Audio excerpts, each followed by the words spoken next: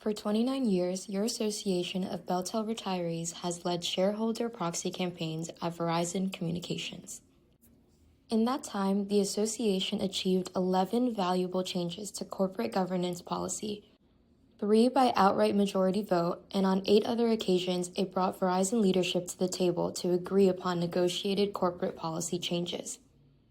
For the 2025 Verizon Annual Shareholders Meeting, BellTel leaders are presenting Shareholder Proxy Number 5, which addresses critical health, safety, and financial concerns relating to the company's lead sheath cable network.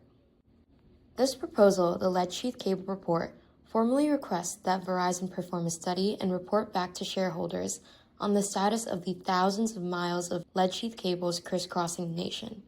The proposal requests that Verizon Board of Directors assess all potential sources of liability regarding these lead sheath cables, comprehensively map all impacted locations, estimate the potential remediation costs to the company and shareholders, and investigate which of the mapped remediation sites pose the greatest public health risks.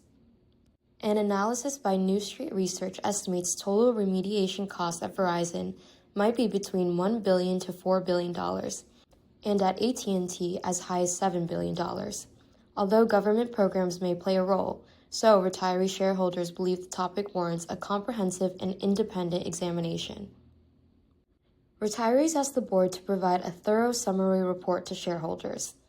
In 2023, the Wall Street Journal published an investigative series called Lead Legacy: America is Wrapped in Miles of Toxic Lead Cables. It found that telecom providers including Verizon and AT&T left behind a sprawling network of cables covered in toxic lead that stretches across the U.S. under the water, in the soil, and on poles overhead. Wall Street Journal's investigative team discovered that the lead sheathing has degraded considerably. In 2024, New York Member of Congress Patrick Ryan stood with retirees, saying, "It's time for Verizon to finally put safety ahead of profit and give full consideration to the shareholder proposal. They're making billions of dollars on the backs of hardworking families. The least they can do is be honest about where the toxic cables are located." We encourage a yes vote on item number 5, Lead Sheath Cable Report, on the 2025 shareholder ballot. Verizon's annual shareholder meetings will be held virtually on Thursday, May 22, 2025, at 10 a.m. Eastern Time.